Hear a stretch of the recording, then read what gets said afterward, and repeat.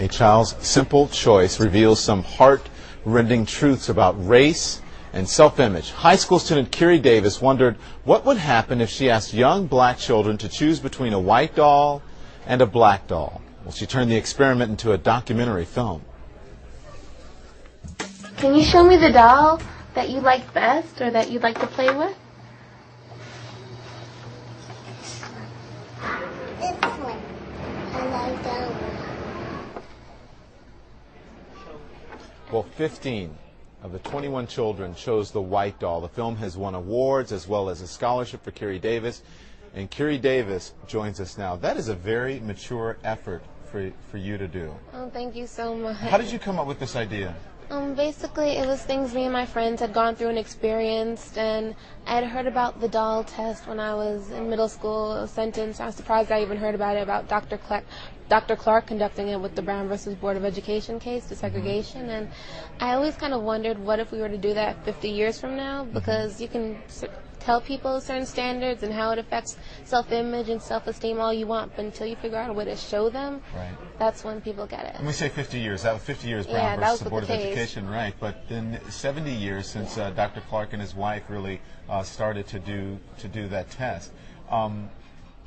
You're a student in New York City, a high school student, but we have to say that Kiri's in town now because you're getting an award from a black woman's filmmaking organization. It's just stunning to me. Let's take a look at, there are other kids and other responses that on this doll test. Let's take a look at a little bit more. And can you show me the doll that is the nice doll? And why is that the nice doll? She's white. And can you show me the doll that looks bad? Okay. And can you give, and why does that look bad? Because it's black. And why do you think that's a nice doll? Because she's white. And can you give me the doll that looks like you?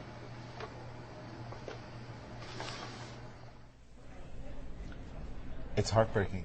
Yeah. Was this hard for you to sit there and do this? Yeah, with like 4 and 5-year-olds, and just kind of seeing what they've been exposed to and what they've internalized already, even at that young age, they still get it. Yeah. Watching this, everyone in the newsroom and everyone who's seen it just did not know what to say. It says a lot about how much we put on image, and really that's sort of the crux of it. Images in the media, yes, we make of ourselves and what have you. But you said, sitting here looking at you and talking to you, you're reminding me of that song, and thinking about this, that India.Arie song, I'm Not My Hair. Yeah. And that was sort of an impetus, not necessarily that song, but why you did it, because a lot of your friends were talking about they saw their parents using bleaching cream. Or it's the whole good hair versus bad hair thing, or the light skin versus dark skin thing.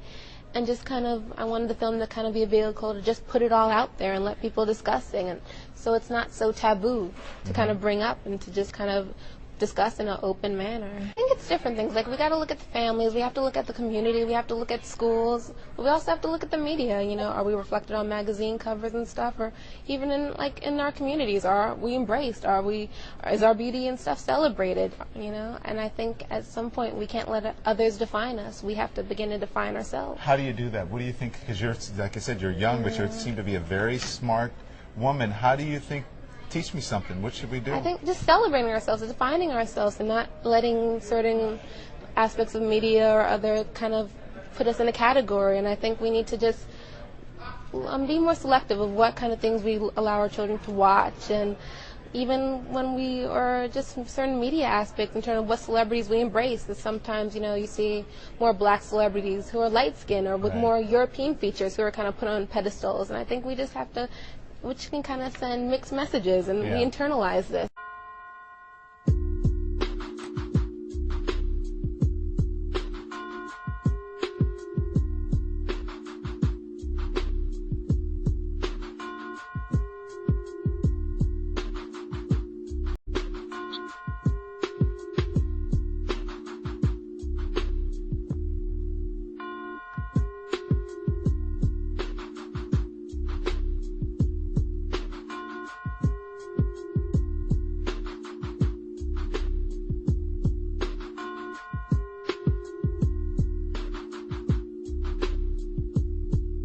eyelid surgery was introduced in the 1950s after the Korean War, when women wanted to look more Caucasian to impress American GIs.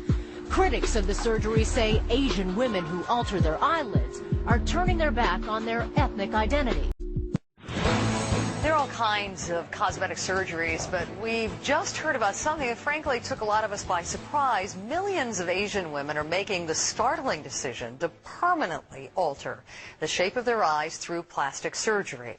What drives so many of these women to make this increasingly popular and controversial decision? Take a look as Alina Cho follows one woman through the process and right into the operating room to find out why and exactly how it's done. Annie Cheng is 22 and beautiful. She doesn't think so yet. Do you think you're pretty? Not bad looking. I wouldn't say like really pretty because my standard is pretty should be having big eyes. Annie's features are typically Asian. Her eyelids are very small, almost non-existent, and that makes her eyes look small. But all of that is about to change. And that's very unique to Asians. Soon she'll undergo surgery to make the folds or creases in her eyes bigger, to create what's known in the Asian community as double eyelids. In general, I think double eyelids makes you look prettier and makes your eyes look bigger. The man who will perform the surgery is Dr. Charles Lee. Lee is an expert in plastic surgery for Asians. Well, this surgery is to Asians what breast augmentations are to mainland Americans. To better understand it, we had Dr. Lee take a look at my face. First of all, I guess, tell me how my features differ from Caucasian features. Sure. The most common or most obvious thing is the upper eyelid. Lee says my folds, or eyelids, are small. And some Asians have larger folds, which if you open your eyes, might be set something like that. And this would be an Asian appearing, this would be an Asian with a larger fold than you have currently. Caucasians have a fold maybe way up here. What I would recommend for your eyes is bury some stitches and set your crease slightly higher, and then relax your brow now. Set your crease a little bit higher, so that your eyes look brighter. By brighter, he means bigger, which is exactly what Annie wants. So, Lena, there is such a great demand for this surgery. Do these women really feel some sort of societal pressure to do this? Oh, they feel tremendous pressure, Paul. I can tell you. Where's it coming from? Because on one hand, you hear the other people saying, don't give up that part of your identity, your cultural identity. Well, I think the media has a lot to do with it. This woman we profiled, Annie Cheng, said if it wasn't for the actresses she saw on television or the models she saw in magazines, she might not want the surgery.